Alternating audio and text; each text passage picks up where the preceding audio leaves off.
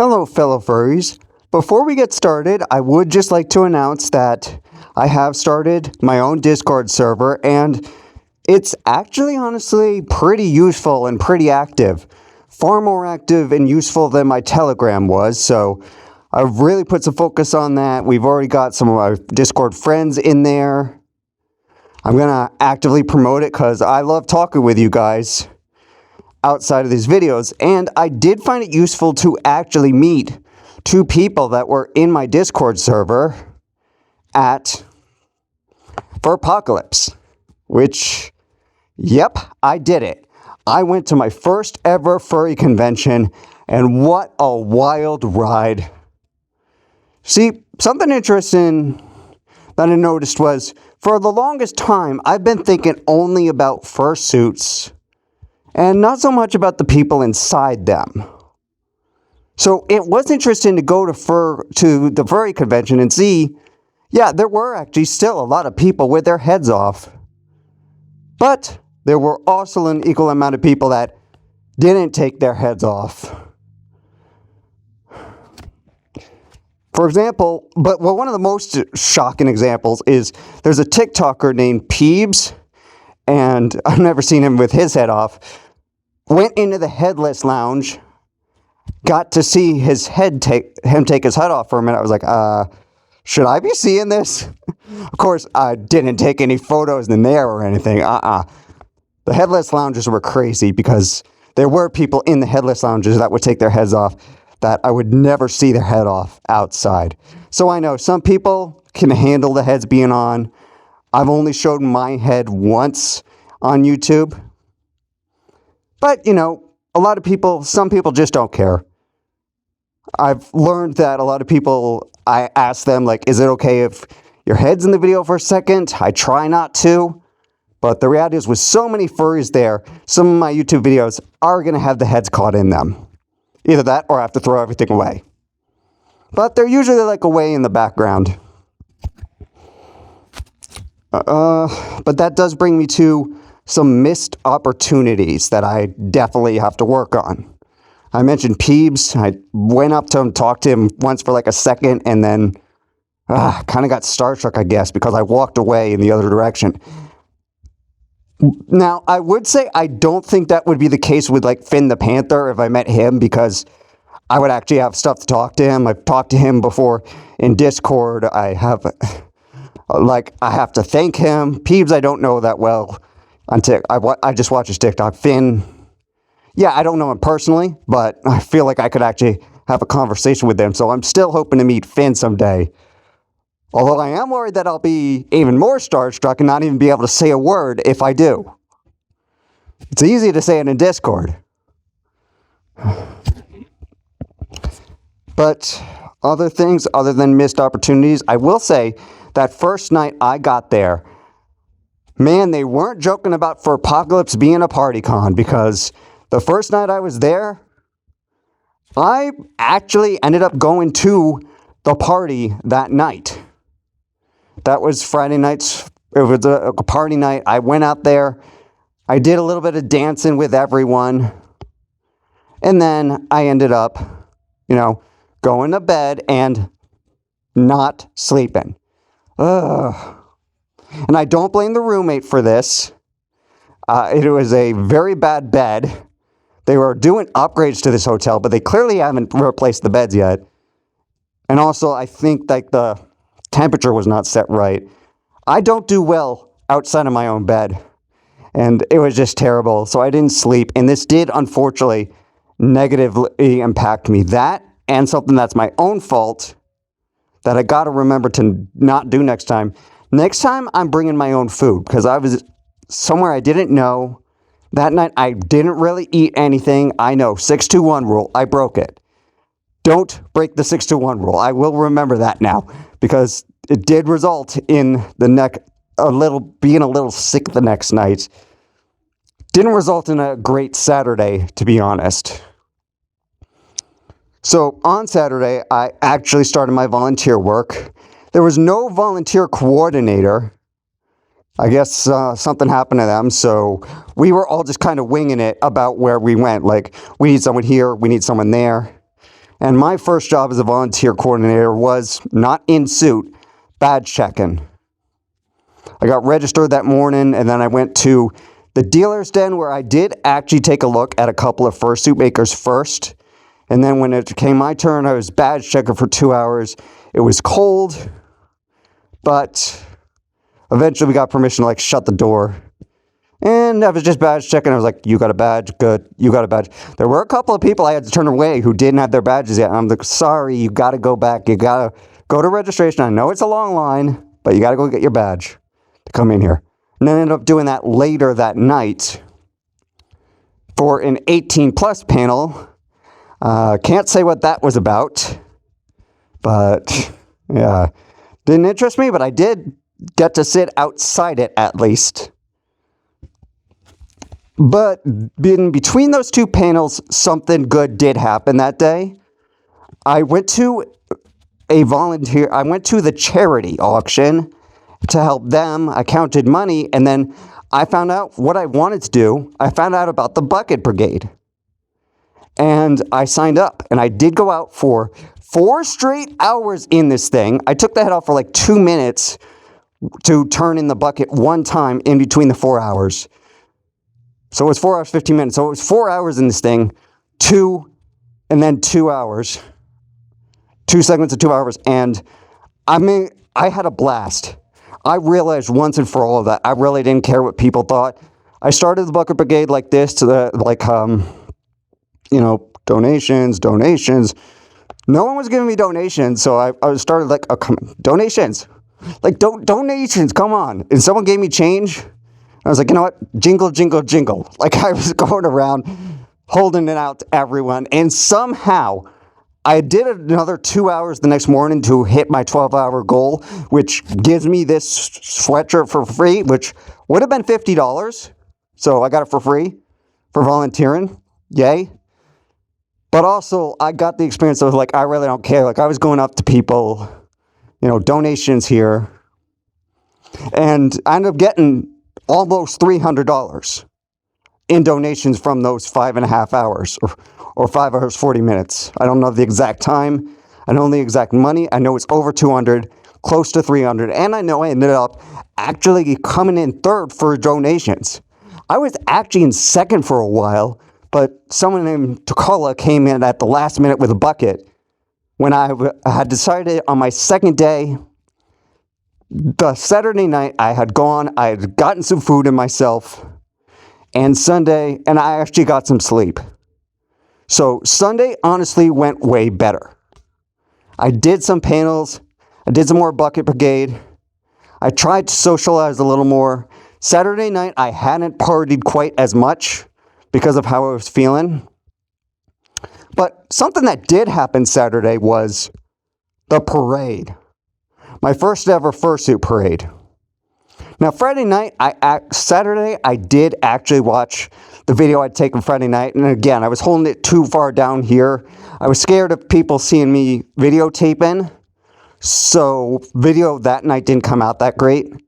Saturday night, I did go out there for about an hour and I did video some more. I did also at the parade make it known that I was doing that. There's someone on YouTube who already uploaded a short.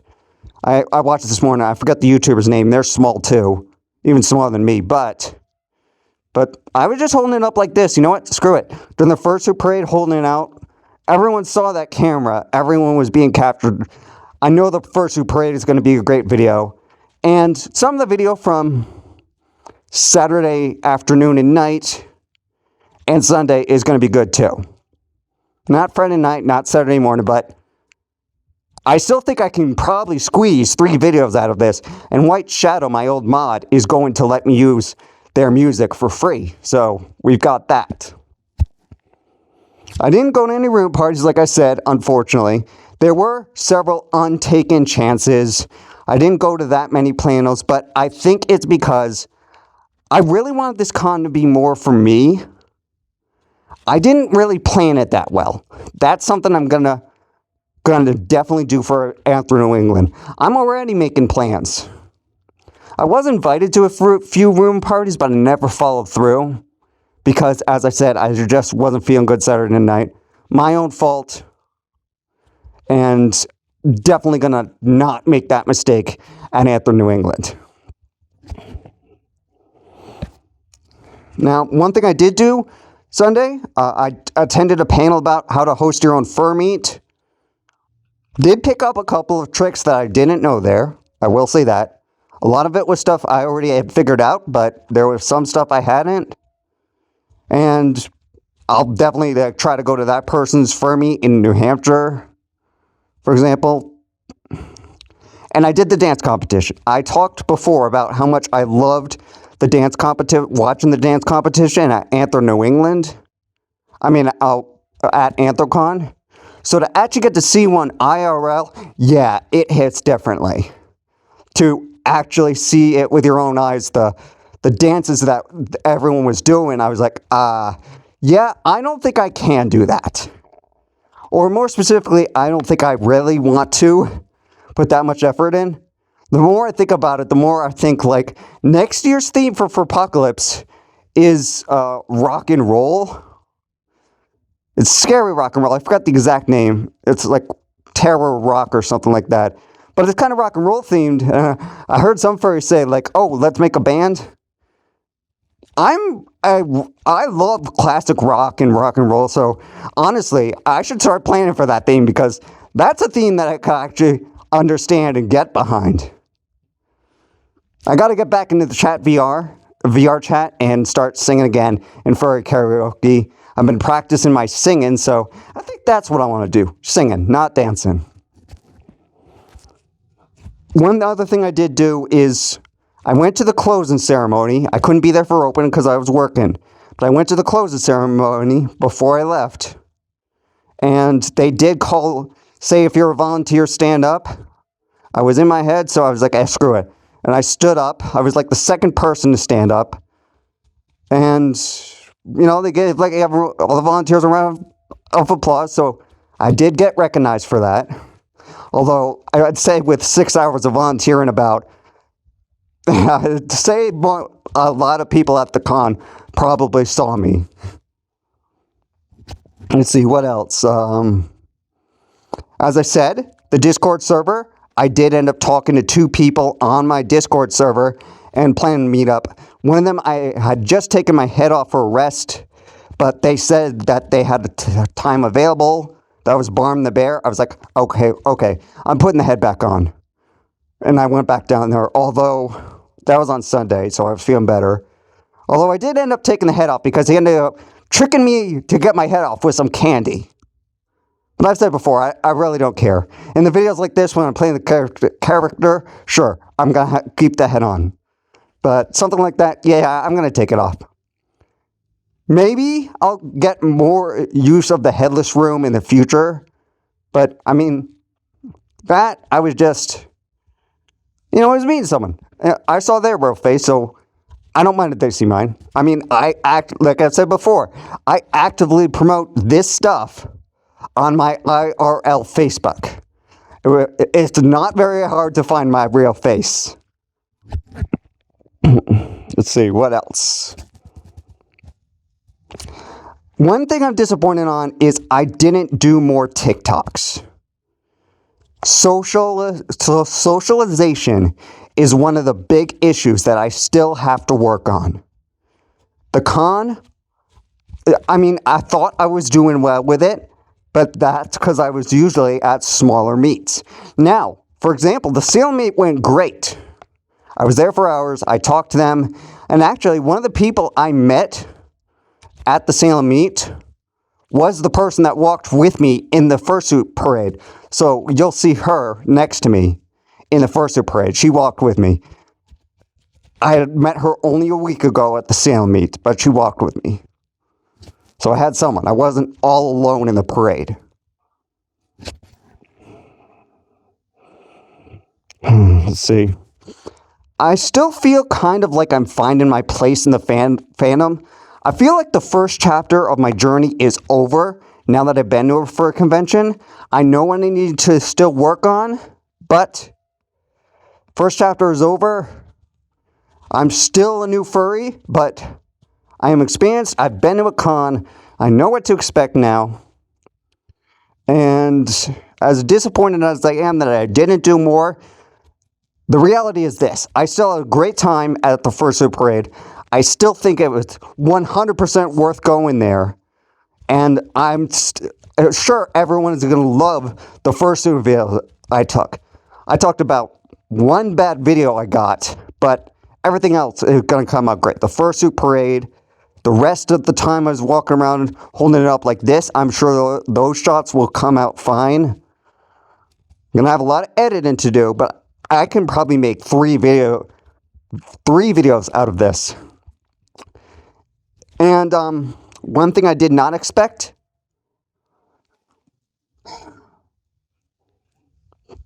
post-con depression. I was so sure that I would not get this, especially since on Saturday I wasn't having the best time, or more specifically, I should say, I was still focusing on stuff I needed to work on. But Sunday was a blast. Bucket Brigade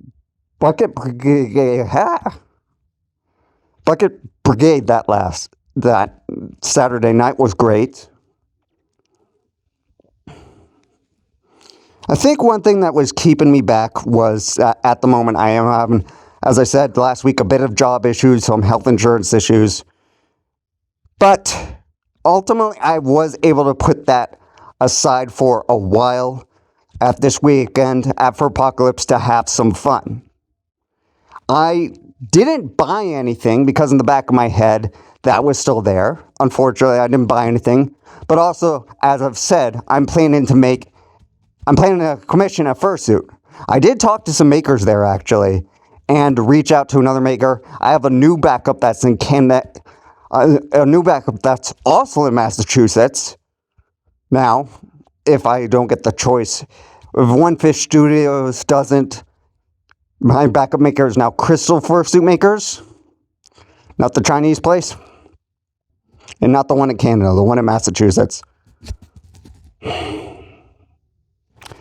So I'd just like to end the video by thanking you for 700 subscribers. I'm pretty sure we can get 1,000 by the time Anther New England comes around. Now, November, other than the Zootopia 2 meet, I don't really have any fursuiting planned. I'm going to try to find events, but like I know those people who did the sale meet, they're trying to do like a trampoline park or something like that for fursuiting. So hopefully there are a couple more meets. Nothing planned this weekend, but I'll try to find something, even if I have to drag photo shoot back out to the park. Because I still got practicing to do about being animalistic. More animalistic, more free. I got some great practice at the Bucket Brigade doing that, being more expressive. But also, I had my best TikTok. It wasn't the TikTok Live, that is. I gotta upload that to YouTube still. It was my best one. I did talk at length about Furpocalypse too. There, and how excited I am for Anther New England and how it's been 48 hours. I still miss Furpocalypse. What I felt like was when I was driving home from skiing as a kid, I would always tell my dad, can we please go back? And he never did. He never turned around. He never went back. The challenge is, this time, I was the one in control of the car. So when I had that thought, I want to go back to Furpocalypse, because I did have the room for one more night, but I had to work the next morning. But, I had to actually fight the urge to turn around and go back and go to a party. Because, as I said, Sunday I wasn't as sick, so I could have handled the party. I knew there were parties that night. I wanted to go back so badly. And it just made me sad. Post-con depression is real. Shooting videos can be hard, you guys. But I do think that in the case of being a furry, they are totally worth it. I work hard. The videos are actually getting views now. Like I said, I'll say it again, the Discord server, I can actually talk to people who like my videos, like me, and who in the future, Anthony New England, it's a big,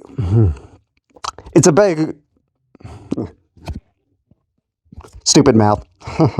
It's a bigger con. I'm going to get this mouth adjusted as soon as I get my full fursuit. Or maybe Trinity is doing my duct tape dummy, so maybe I'll get her to fix this. I told her I needed a little more padding back here, and the mouth needs adjustment. But speaking of that, I heard you ran into the old owner, Mizra, of this suit. They didn't turn their suit brown. Their suit still looks like this. The major difference is this hair is gray, their hair is black. Theirs is more sharp than mine, mine's more like flat. But now I understand why people are confusing me with Mizra. Hopefully you guys all know me as Shadow, so thankfully that works. Just remember, Mizra has black hair, mine is gray. Remember that. That's big feature there, big change. I've still been running into some issues with finding a fursuit maker. I talked about that. I have a backup. Something's going on with the person who I want to make mine, so I'm waiting patiently because I still want them to be my maker if I can get them for chance. So, a lot happened at my first furry convention. A lot. But as everyone asked me, despite all the negative things, the work I still have to do on myself, on my planning. When everyone asked me, did you enjoy your first furry convention? I enjoyed it. I enjoyed it a lot more than I expected to. I got post-con depression, and I cannot wait for Anthro New England. Is it time for Anthro New England yet? How long? How long do I have to wait?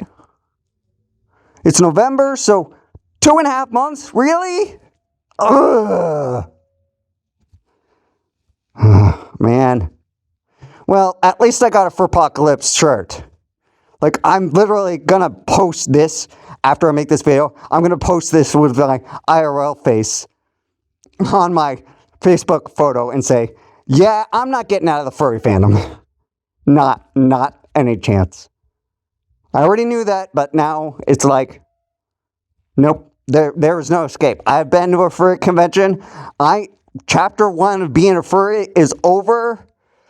Let's move on to chapter 2, and I will see you out there, fellow furries.